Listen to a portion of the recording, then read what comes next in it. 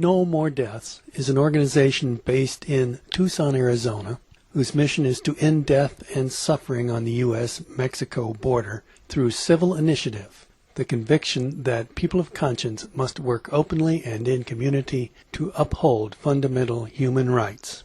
They work in a number of different ways to achieve these ends, but this presentation will focus upon their effort to document the abuse by government agencies of migrants and others caught in the war zone conditions along the border, and to advocate for changes to agency policies. But first, some background information.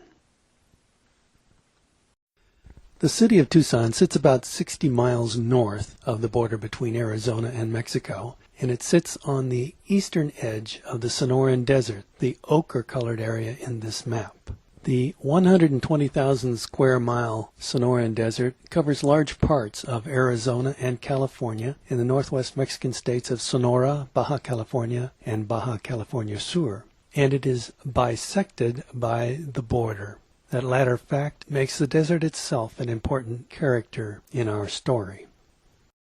The desert is hot and dry in the extreme, but it is rich biologically, home to many species of plants and animals. Good news for a naturalist, but is not so good news to a person who needs to make a very long journey on foot through the area with little preparation. Those plants and animals tend to be fiercely defensive, armed with thorns and poison that offer a threat to any traveler. And yet still they come, in large numbers. We can't be sure how many people walk through the desert. One indicator is, for example, that during the year 2009, the Tucson Sector Border Patrol, which covers most of the southern Arizona border, apprehended more than 240,000 border crossers. Along the entire U.S. southern border, the number was more than 540,000. Now, of course, many of those were attempting to cross in vehicles. They weren't walking through the desert. On the other hand, that doesn't begin to count the huge numbers who successfully evade the Border Patrol. They come out of economic necessity to find ways to somehow support their families in light of widespread poverty in Mexico and Central America.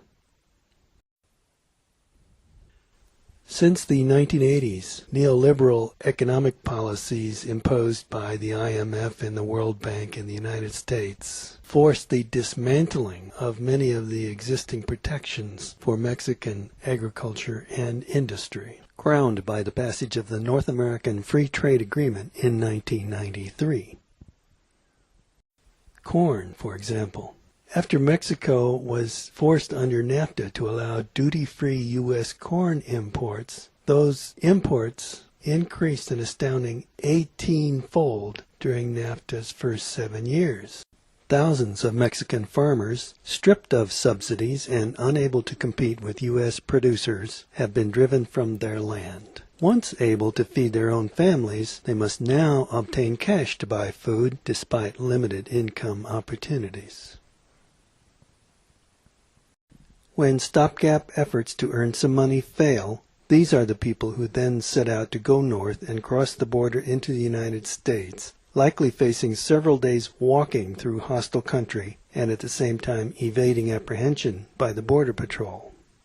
In response, the U.S. spending on immigration controls skyrocketed from $967 million in 1993 to $2.56 billion in 1999. The number of Border Patrol agents doubled to more than 9,000 in 1999. Following the events of September 11, 2001, and the creation of the Department of Homeland Security, enforcement efforts accelerated even faster. The 2010 President's budget for Customs and Border Protection is $10 billion and supports 20,000 Border Patrol agents. Of more interest to us is the pattern of that immigration enforcement.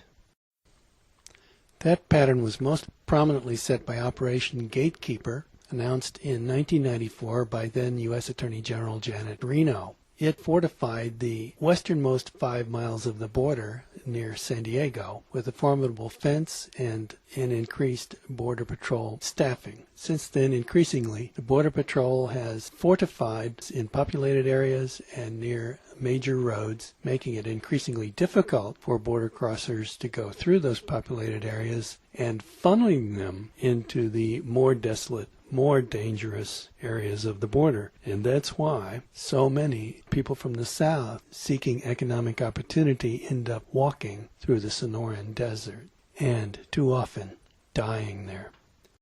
This map depicts the southern one-third of the state of Arizona down to the border with Mexico. It was prepared by the humanitarian group Humane Borders. Each red dot represents the death of an immigrant crossing over into the United States during the 8-year period starting in the year 2000. 1,138 deaths are represented, so some of the dots are for more than one death.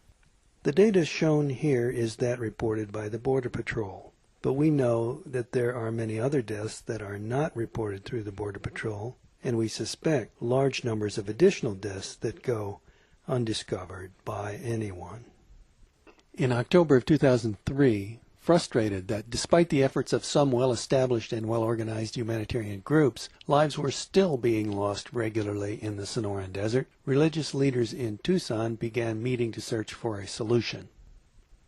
One outcome was the formation of No More Deaths in 2004, to provide food, water, and medical assistance to migrants walking through the Arizona desert, to monitor U.S. operations on the border, and to work to change U.S. policy to resolve the crisis atmosphere on the border.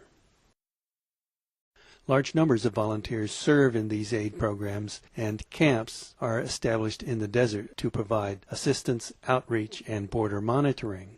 Many migrants attempt to cross more than once, each time in more compromised health, raising the likelihood of injury or death. So No More Deaths partnered with cross-border faith communities and agencies and humanitarian groups to establish stations on the Mexican side of the border to give immediate aid to deportees.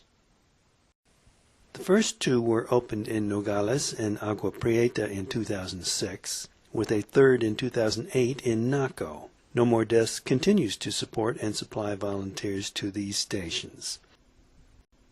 In the first 18 months of operation, volunteers saw more than 200,000 people who were dumped off by U.S. Homeland Security and forced to walk across the border to Mexico.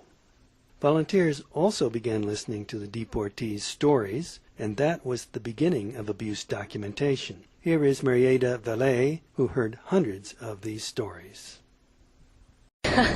In the summer of '06, we were not expecting to publish a report. We were not expecting to do a huge human rights documentation project. We knew that we wanted to meet people's needs, whatever those were, when they came to us, and we found out that there are huge abuses going on in Border Patrol custody. It became very clear quite quickly that we have to do something with this. Do people know that this is going on? And this is the largest law enforcement agency in the country. Walt Staten, another volunteer, describes the development of these stories into a report.